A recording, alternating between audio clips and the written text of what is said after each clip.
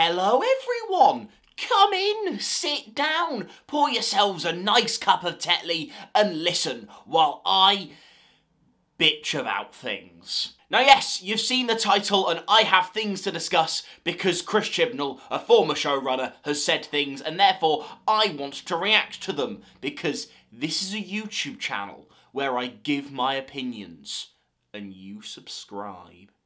So if you didn't know already, this is kind of like a part 2 to a previous video. I uploaded it a few videos ago. Go on my channel, find it if you want that video. But long story short, Who Corner to Corner is a podcast who did an interview with Chris Chibnall, and they uploaded that interview in 2 parts. Now obviously, as I've mentioned, I've done a video reacting to part 1 of that podcast. This is me kind of giving my thoughts on the second part of that podcast.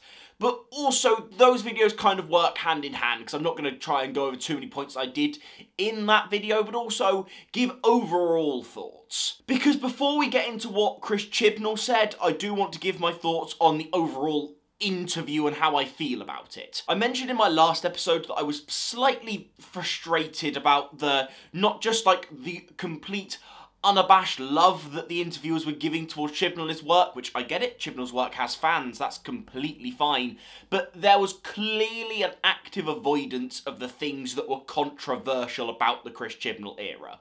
And I think some people took that message in my video, and I think generally as part of the conversation, and they took that as oh, well, why would you bring up negative things? It's an interview, not a grilling session. However, I want to show you in this first part why it might have been a good idea for them to have brought up these controversial parts of his era if they wanted the interview to come off really, really well for Chibnall, which I think in most parts it did. For example, there's a part in this podcast, so part 2 of the Chris Chibnall podcast, where he's talking about Eve of the Daleks. Now, if you didn't know, I think I'm in a bit more of the minority here. I think Eve of the Daleks was one of Chibnall's more popular episodes. I didn't really like it, and I found it, you know, like, very much like a COVID special. Like, it felt like that kind of thing. I certainly didn't feel like it hit its COVID-y restraints very well. And these guys, yes, fair enough, they bring it up because they feel like it's a safe thing to bring it up. But they bring it up and we get this fantastic story where we find out that unless they brought the budget right down for Eve of the Daleks, it was never going to get made. So they had to do the things they did that kind of made it feel like a COVID-y special. So while I haven't rewatched Eve of the Daleks since I've listened to this podcast, because I listened to this podcast yesterday, I genuinely think next time I revisit Eve of the Daleks, I might give it more respect, knowing that if those restraints weren't put on that episode would never have been made. And that's what I'm trying to say, is that people aren't saying that this interview should have maybe been a bit more harsh and a bit more critical, but I think we're trying to say that controversial things maybe should have been brought up. Like, the Timeless Child was something that was completely avoided as a topic of conversation. And I'm not really for that, because I think maybe we could have got more insight into what the plan was with the Timeless Child, or some insight and some cool stuff could have gone on.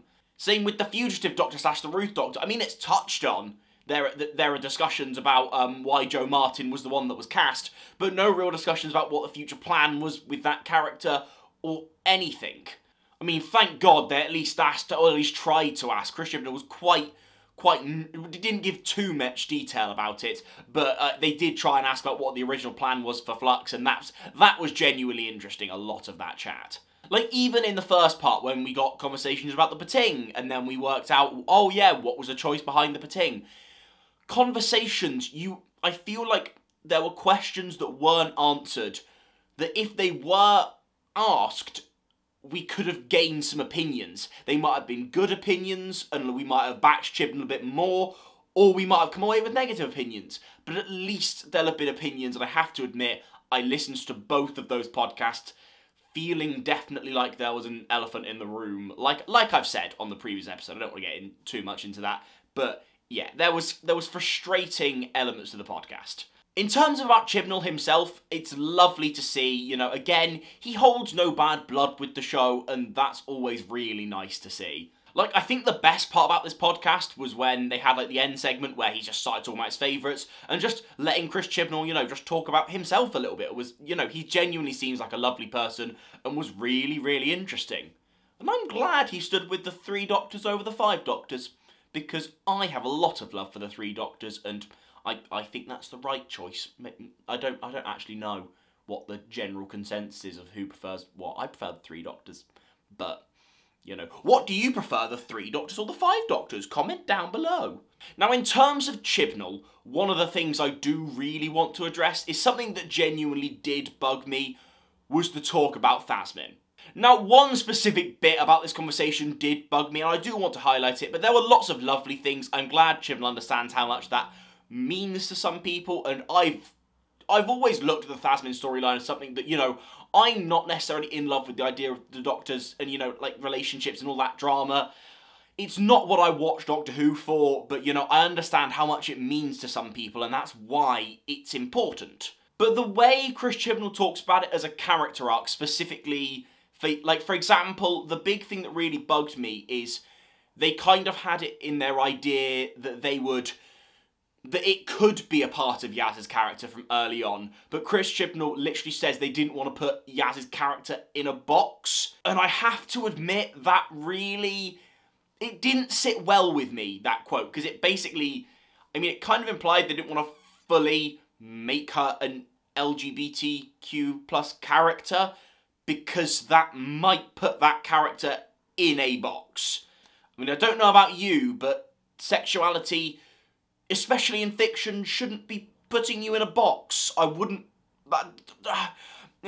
Maybe I'm picking up on a poor choice of phrasing, but my God, that didn't sit well with me, I can't lie. And hopefully, I hope that's not what he intended.